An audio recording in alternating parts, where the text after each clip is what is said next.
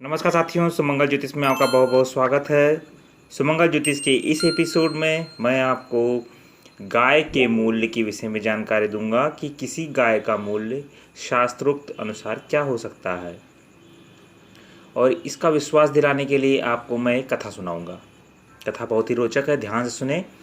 एक बार की बात है, एक महर्षि थे जिनका नाम आप स्तंभ था, जो जल में डूबकर भगवान की तपस्या और भजन किया करते थे। नर्मदा नदी में वो मत्स्य संगम के जल में बहुत वर्षों तक उन्होंने डूब करके तपस्या की। जल में रहने वाले जीवों के वो बहुत प्रिय हो गए थे और उन्हें जीव बहुत पसंद करते थे। एक बार की बात है, मछली पकड़ने वाले मल्लाह वहाँ आ गए और उन्होंने ढेर सारी वहाँ मछलियाँ देखकर जाल फैलाया और मछलियों के साथ महर्षि को भी बाहर खींच लाए। और जब उन्होंने जाल में फंसा हुआ महर्षि को देखा तो वो भय से व्याकुल होकर महर्षि के चरणों में गिर पड़े और क्षमा मांगने लगे। उन्होंने देखा कि इन मल्लाहों और यहाँ की मछलियों का बड़ा ही भारी संहार हो रहा है, और वो सोचने लगे कि किस प्रकार से इनका उद्धार किया जाए। और प्राणियों के प्रति यह निर्दयतापूर्व जो अत्याचार हो रहा था, अपने स्वार्थ के लोग कर रहे थे, उससे वह बहुत जो है निराश हुए। भेद दृष्टि रखने वाले जीवों के साथ दुख में डाले गए प्राणियों की जो ध्यान नहीं देता, उससे बढ़कर पापी इस संसार में कोई नहीं हो सकता, ऐसा मुनि ने अपने मन में सोचा। इस जगत को दुखी देखकर जो भी ज्ञानी दुखी नहीं होता, वह बहुत बड़ा पापी होता है। जो मनुष्य स्वयं अकेला ही सुख भोगना चाहता है, मुमुक्ष जन उसे पापी से भी महापापी मानते हैं, ऐसा माना गया। ऐसा ऋषि अपने मन में विचार कर रहे हैं, और इससे जो है निजात दिलाने के लिए और इन लोगों का दरिद्र दूर करने के लिए मुनि अपने मन में विचार करते हैं और वहाँ के राजा को अपने पास बुलाते हैं। यह विचित्र समाचार जब वहाँ के राजा नाभाग को मिला तो वह भागते हुए अपने मंत्रियों और पुरोहितों के साथ घटना स्थल पर पहुँच जाते हैं और ऋषि से क्षमा प्रार्थना करते हैं। ऋषि के चरणों में गिर जाते हैं और उनसे बोलते हैं, उनसे प्रार्थना करते हैं। कहते हैं कि इन दुखी मल्लाहों के कल्याण के लिए मुनिवर क्या करना चाहिए, आप मैं ऐसा आज्ञा दीजिए, बताइए मैं इन मल्लाहों को कैसे संतुष्ट करूं। तो ऋषि बोलते हैं कि इनकी सेवा के लिए कुछ दान करो।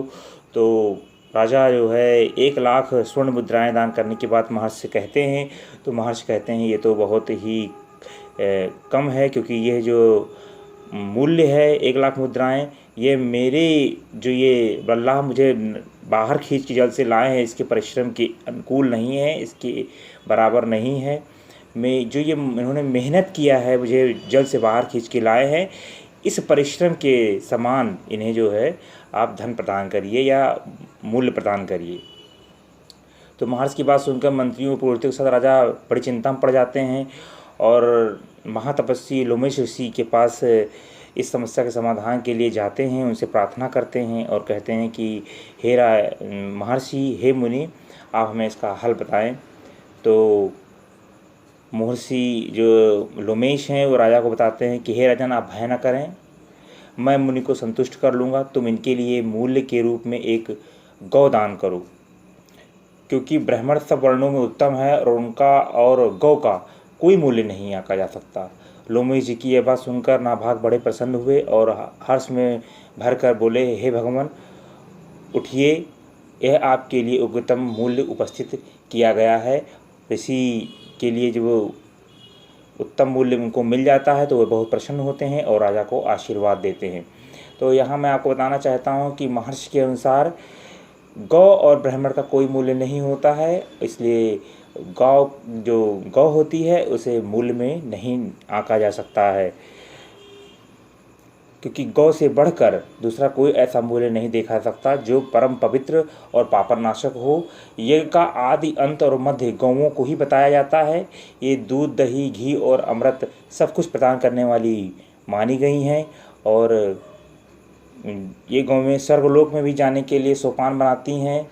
इसलिए जो है नरक से अगर व्यक्ति मुक्ति चाहता है तो गौ की सेवा करनी चाहिए, इससे आपको नरक में नहीं जाना पड़ेगा, आपको स्वर्ग की प्राप्ति होगी। तदनंतर महर्षि के संकल्प से तेजोमयी वाणी के प्रभाव से सभी मछलियाँ और मल्लाह स्वर्ग चले जाते हैं। विभिन्न प्रकार के उपदेशों द्वारा लोमेश जी तथा आपस्तंभ जी ने राजा को बोध कराया, उनको ज्ञान प्रदान किया। और राजा को धर्म बुद्धि प्राप्त हुई और अंत में दोनों महर्षि अपने अपने आश्रम को चले जाते हैं। साथियों, आशा करता हूँ कि आपको गाय के मूल्य के विषय में जानकारी मिल गई होगी और उसके महत्व के विषय में आपने जाना होगा, और आशा करता हूँ कि आप अपने जीवन में इसे अपनाएंगे और अपने जीवन को धन्य बनाएंगे।